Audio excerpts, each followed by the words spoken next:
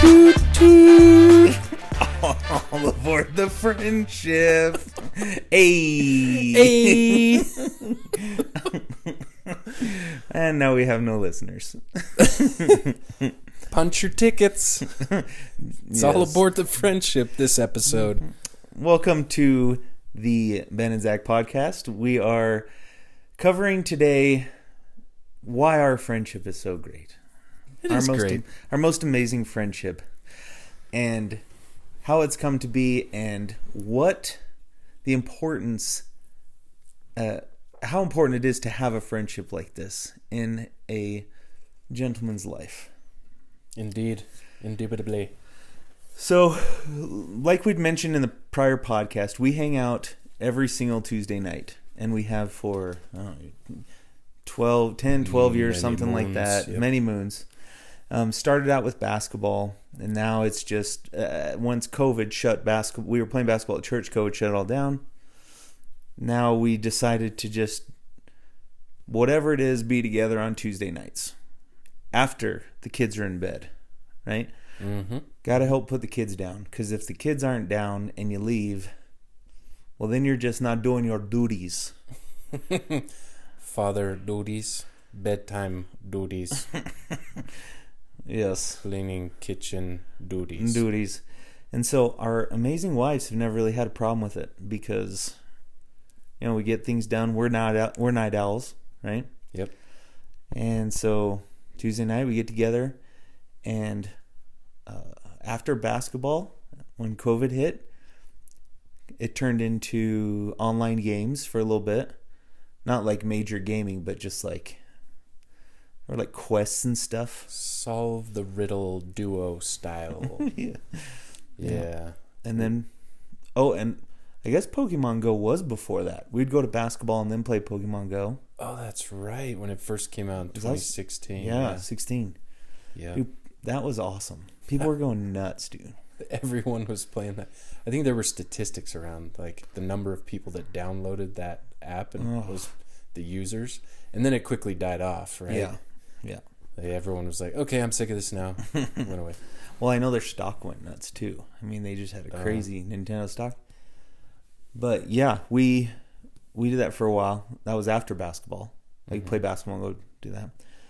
But then COVID hit, and then we, after COVID, did stuff like, when we did Pokemon Go again, brought it back. Yep. Even before that, yeah, there was, I mean, we went through a serious puzzle phase. Yep. Bought a bunch of puzzles. It's a good phase. Puzzles are dope. It was, dude. We put together so many puzzles. 1,000 piece, 2,000 pieces. 2,000 pieces. We had a puzzle race one night. We did. Yeah. And we did the what's the motion capture where you the still frame. What is that called? No. We recorded the whole thing in fast time lapse. Time lapse. Thank you. Yeah, we did time lapse. And so it's like a 20-second of us racing to put these puzzles. We won't discuss who won. Of course not. It was Ben. Because it. No, I lost. It was Zach was the better puzzler because he divides it up into colors. Nerd. Ow. Yeah. We'll delete that. Okay. We also did Fortnite a little bit. Started recently. Yeah. Because we now live 45 minutes away from each other. Yes. Used to be like around the basketball times, we were, 10 minutes? Yeah. Yep. And then you moved, and it was like 15 minutes because you moved just a little bit farther away. And then I moved, and now it's like 45 minutes. Yeah. Yeah, so we still make the drive. Sometimes we'll meet up in halfway, but we still make the drive to hang out. Taco Tuesdays, yes. When we meet up. And now our primary focus is going to be this podcast for a while. That's right. Releasing one every week. We'll record sometimes 2 or 3 on a Tuesday and just release accordingly. But this friendship, kind of moving into why it's been beneficial, and instead of just, we're not just talking to you about our friendship, but actually telling you kind of what the benefits of it have been and why we continue to hang out. Other than the fact that we have fun, and we enjoy each other. But like, what would you say, in your Zach opinion, has been the benefits of this friendship for you? The list is lengthy. I would say yes. Let's get down to the nitty gritty. Yes. I would say number one is there's a uniqueness to our friendship that we can talk about anything free of judgment. That's free of judgment. I think it took time to get there, right? First of all, we had to be mature enough, but in adulthood, maybe not as much as teenagers because we were both just idiots doing idiot things, but prideful,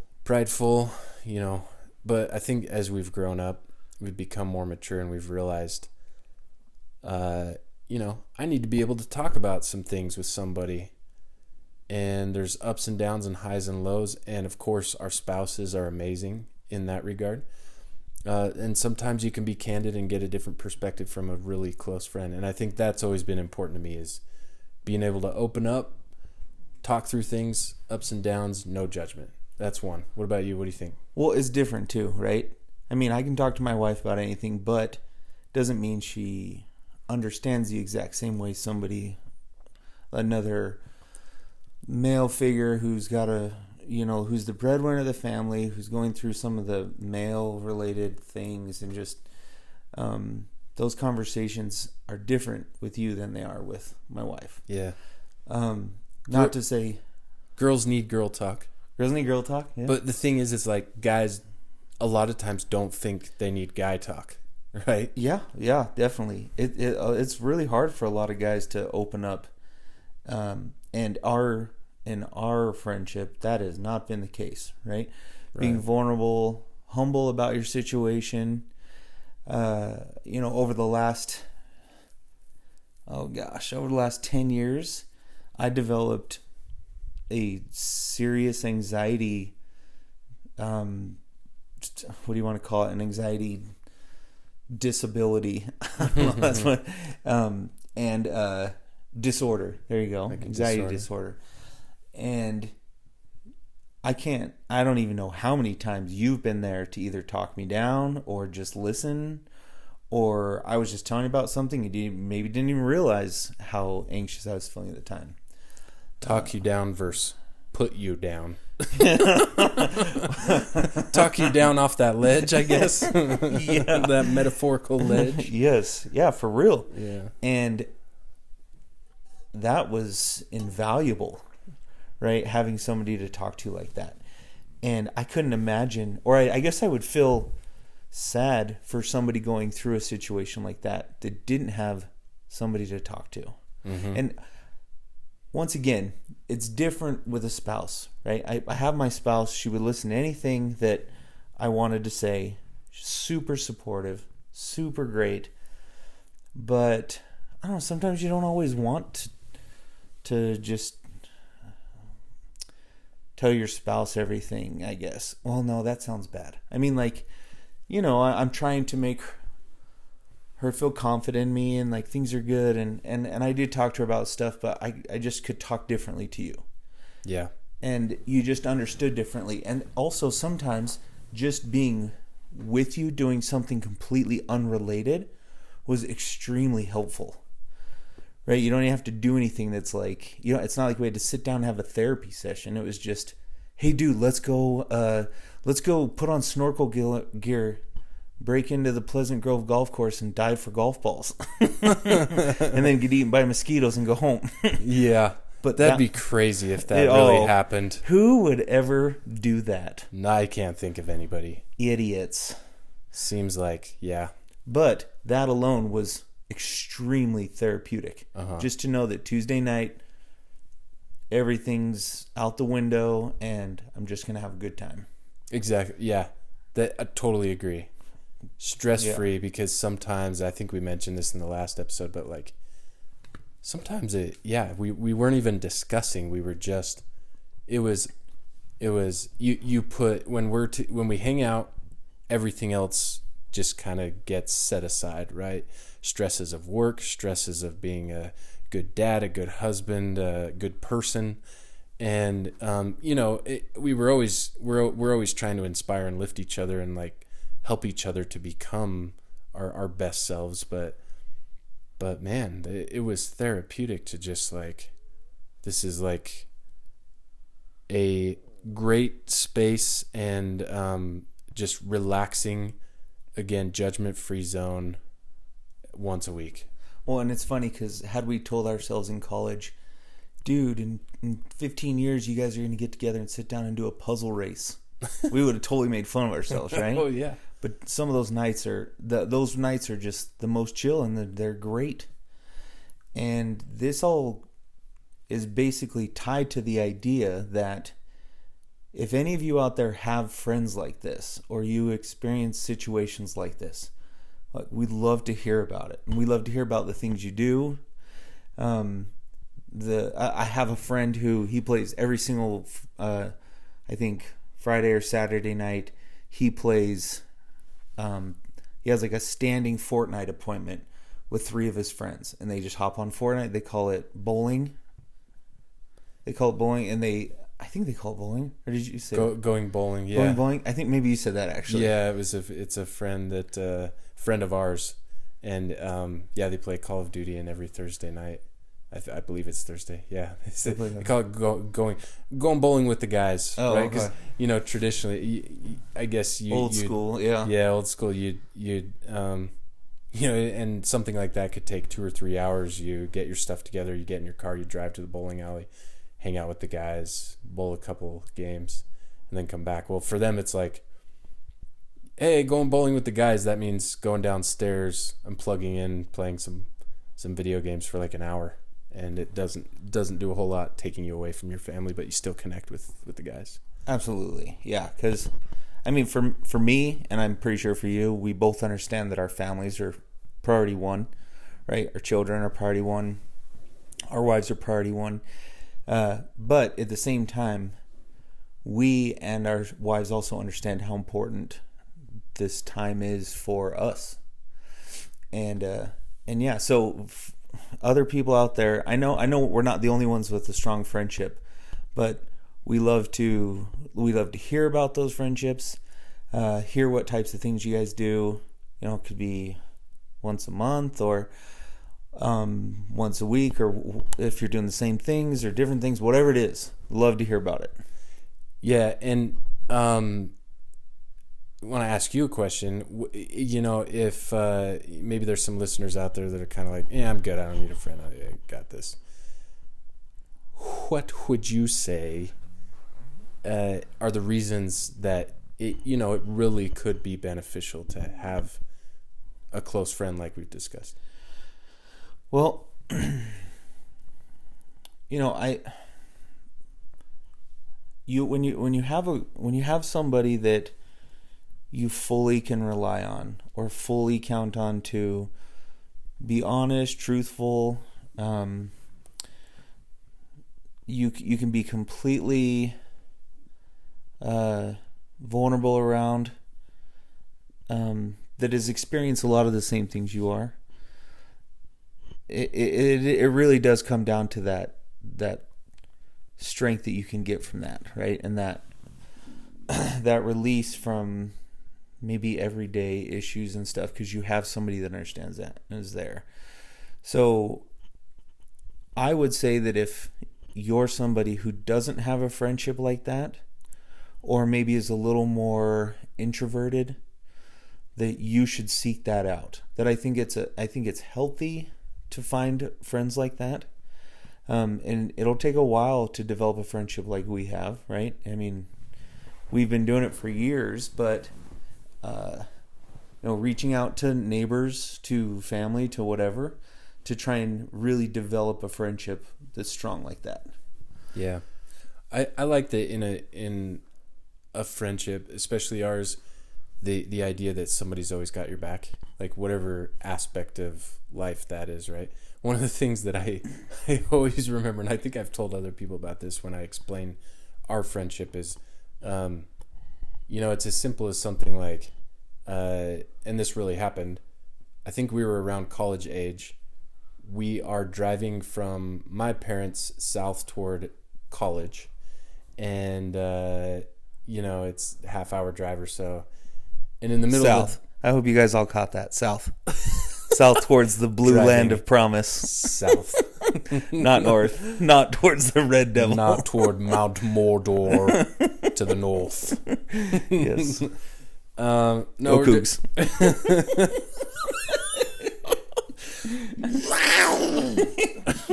And we just lost. We didn't need them. we can still be friends.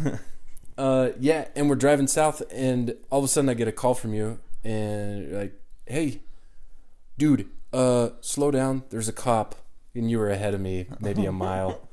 He's like, there's a cop, and he's hiding under this freeway, and you cannot see him. It's like dark. And sure enough, I drove up there, and we probably both had our habits of laying the lead foot on the gas pedal. And you probably saved me a ticket that day. Anyway, it's that kind of stuff. Like, you always had my back. Like, there were little things that you cared enough to, I lived in California. You always stayed in touch. You came out a couple times, hung out. Yeah, your short stint in California. Mm-hmm. Yeah, we played games via computer camera. Yeah, Like Skype. First via Skype. What was the game was it? Phase 10? It was something like Phase 10.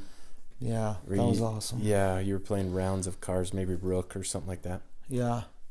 And you set up like, the Rumacube game board where you put your tiles on it, except he set my cards on it in front of the computer camera, so none of them at the table could see it, but the fourth person at the table was basically the computer, and I was on the other end of it. And then Ben would put his hand above the cards and point down to them, and I'd say, stop that one, play that card. Dude, we were like 10 people. Was there a lot of people in that game? Or maybe 8. I mean, there was other people. They knew you, right? But yeah, that was fun. That was awesome. It's a good memory. So many games, so many fun games. Kneesy Shinsies, right? Where one day we were just sitting there and we started throwing a golf ball high in the air, trying to land on the other one's shin bone. And then we'd sit right in front of each other, on the floor. If you moved, you got to do it again. You got. Or when we were trying to throw those golf balls into that box and then we ended up denting the wall like a whole bunch. Dude, yeah, dominoes. They were dominoes. Oh, they were dominoes? Yeah. Into the little box. Yeah, dented your wall. Yep. Yeah, those were some interesting nights. Very fun though. We had a cardboard making contest, like thing making contest. Like, you had cardboard and I had cardboard and we had to hurry and had to make the coolest thing. Yeah, we just decided, okay, go ahead and make something. And then there was like maybe your wife was like the impartial judge, didn't know who made what. Yes, that's right. Yeah. What did we make? Do you remember? I thought you made a pen plane. I don't remember. I don't either. Dr. Mario. Dr. Mario was a good time. Couchy ball. Blind volleyball, essentially, on your butt. Yeah, you're sitting 2 sides of a couch. Couch is in the middle of the room, and 2 teams on each side, and you're sitting on your butt, and you can't move really that much. That was fun. Super fun. So we've done a lot of cool stuff over the years. We went to Wendover one night. Wendover. Made a huge mistake in deciding that it was a good idea to try my hand at blackjack. Or no, craps. Needless to say, we enjoyed the buffet. We had some buffet and came home. Yeah. Oh gosh. So, when you think of like we've done a lot of fun things, and sometimes our hanging out is also just like hours of conversation. Yeah. Maybe there's something on at least one of our minds that's been really pressing, and we can tell pretty quickly, right? We can read each other pretty well. Some of that ends up being just like being a good listener, talking to each other through it. And, when you think about that dynamic and other things we've experienced, what would you say like makes a good friend? Because it's a two-way street. Oh yeah. How do you be a good friend? Well, I think one of the cool things that my mom always said, shout out mom, number one listener. What up, Mamacita? My number one listener. You're just gonna be your mom. But my mom always says to let people be people. And I think when you, and I know that sounds pretty basic, but like the thing is we do stupid things. We say stupid things. And a good friend will let you be you. Let you be the people that you are, no matter what, right? Even if they're doing something stupid or they're annoying, like it's like, yeah, so, they're just a person trying to do their best. And I think that's really what you and I have realized about not only each other, but a lot of people just our age, that dudes are really just trying to get through. They're trying to do their best. And a really good friend will understand that and just still be there, right? And really, really let you be you, but also help you through that. I think that's one of my favorite things. What about you? What makes a good friend for you? Even though maybe I haven't achieved it yet. Give me another 10 years. Important for me is just, I guess the word would be trust, but obviously it's a different kind of trust than like you have in a marriage. Trust in a friendship is like part of what enables us to open up to each other about stuff is the fact that we know that stays between us if it's like a private matter, right?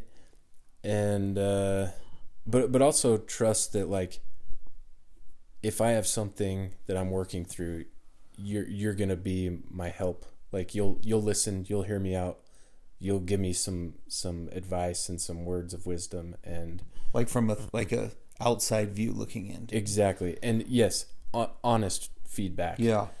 Could be something that I caused, and it's hard. And this is where we should tell the people about your amazing financial advice. Where me and my wife were having trouble budgeting a couple years back, and I was like, man, okay, let's bring Zach in because he has a financial background. I was like, he could come help us, and really, I trust him that he tells what's going on. So he looks over everything and he just puts his head up and he goes, have you ever thought about spending less?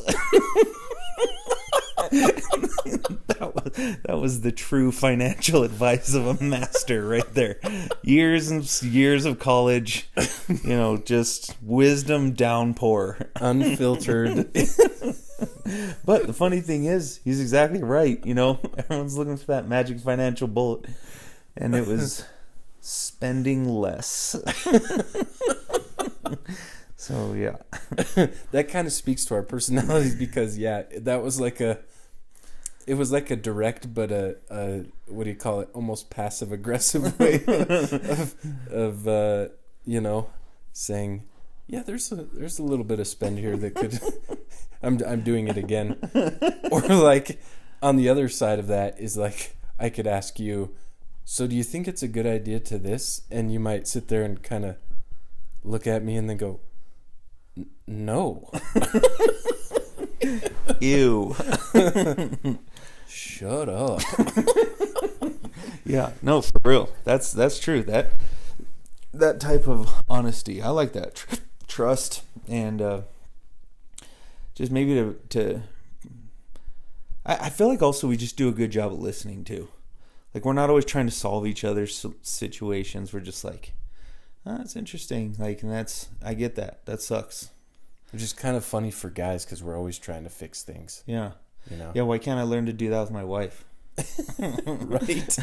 They don't want us to fix it. And we're so quick to, well, why don't you do this?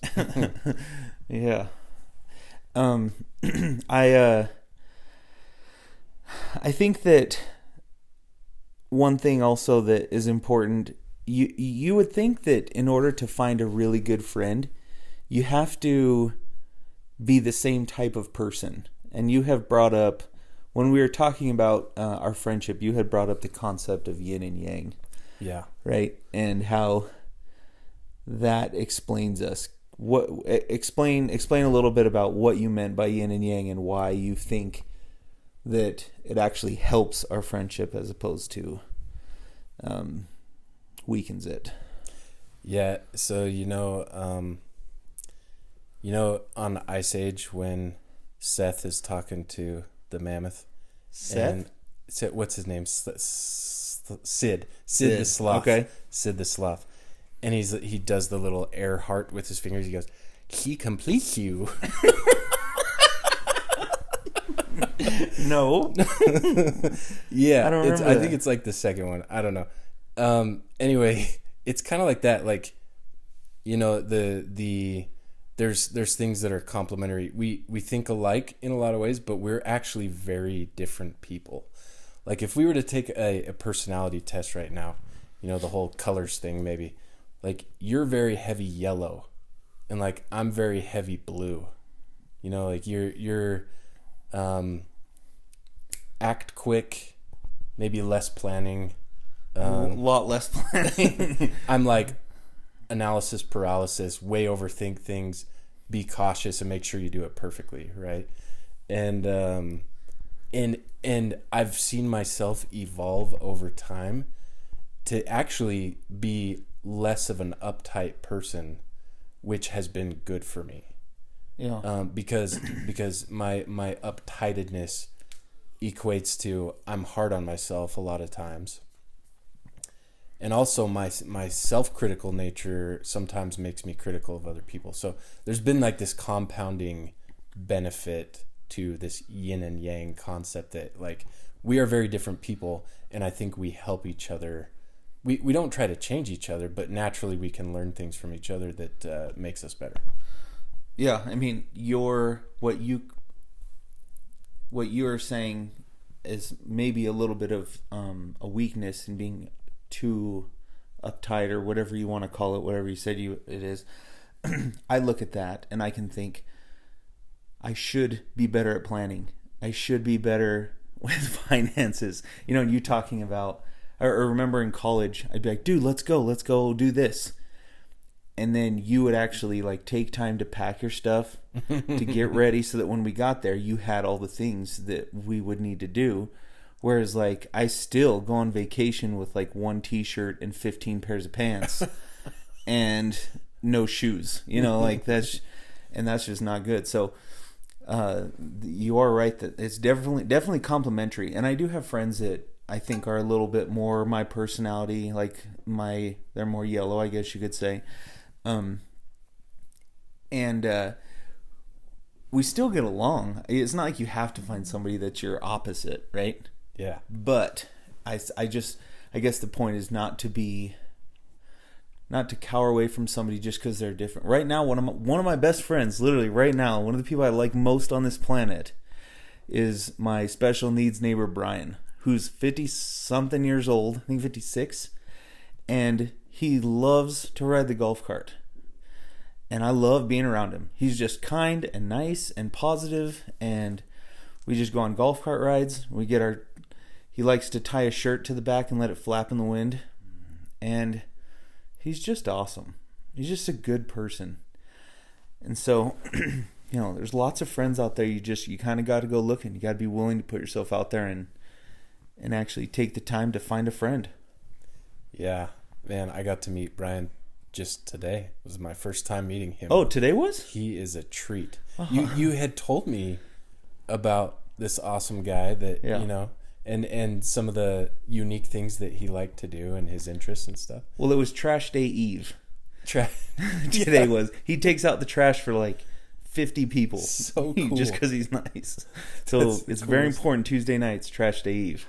He's such a great guy. I loved meeting him and just interacting or watching you two interact. Yeah, that was fun. Another component that I was thinking is like, from my perspective, right? This is less of a thing for you, but like pulling me out of my comfort zone, like that's a really good thing because you'll do things that are fun and spontaneous, without overthinking it. ADD. Okay. Should I say without thinking it?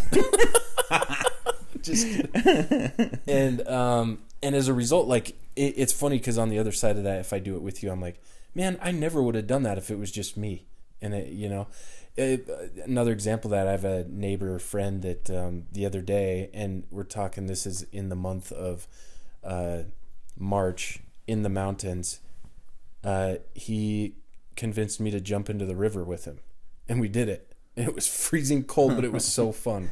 That's awesome. It was like an experience I'll remember. It was fun. So many benefits. But yeah, I'm sure that's something we'll go more into detail later. But the yin and yang concept doesn't have to be what there's all sorts of different types of friendships, but for us, having some of those opposites really help to shape each other. And would you say when you're looking for, or when you're trying to develop a friendship, I feel like the easiest way, and you can tell me what you think, the easiest way to do that is to put yourself out there and then also be willing to be the more prideless and more vulnerable person. And it will allow the other person to open up a little bit more and to, because I feel like there's a lot of people there who are looking for a friend, looking for that person to speak with, or maybe they have the friend already. They just, maybe are a little too cool to talk about some of the issues they're having. Or, you're not looking for a therapist, right? But you're just looking for somebody that that you can care for and that cares about you. And based on our experience, we think it's very beneficial and will help. And we have other friends as well. I have other friends who are very helpful and kind. What? Well, what? They don't live 45 minutes away. And sometimes I need a lunch friend. Yeah, I totally agree. I think that's an important concept, and finding common ground. If you're initially kind of opening that, it would take a while to get to where we are as far as how we're able to open up to each other and that sort of thing. But it might, yeah. But it doesn't have to take a super long time. It's a matter of like getting to know someone more than surface level. And so you kind of make that foundation on common ground. You find out, oh, you did this thing. You fly fish? Man, I've always wanted to try that. Yeah. Can I go with you sometime? Or like, would you show me? Or maybe you can give me tips on some of the equipment that would be helpful there, so. Or just go to a movie. That always works. Go to a movie. Late movies. Yeah. Tuesdays, they're cheap. It's the good old Megaplex. Yeah. Yeah. Well, lots more subjects coming, but just as a kind of a review of this, take the time to find a friend. Go out there.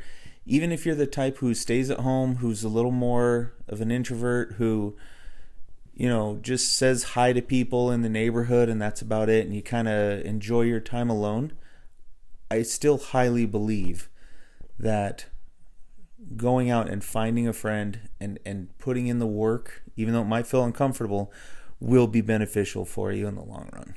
Yeah.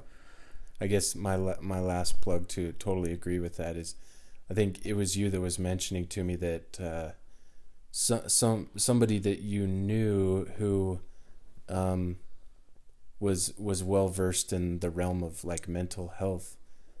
You described our friendship to him, and he said that's rare and that's really good for mental health, right? Is having that kind of a friendship, somebody you can trust and open up to, and that sort of thing. Well, and if you also are having too hard of a time, you can be our friend.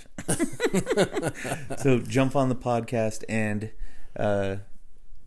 share with us your thoughts or send us your comments and join all aboard this friendship. Toot, toot. Thanks for joining the podcast. We'll catch you on the next one. See you later.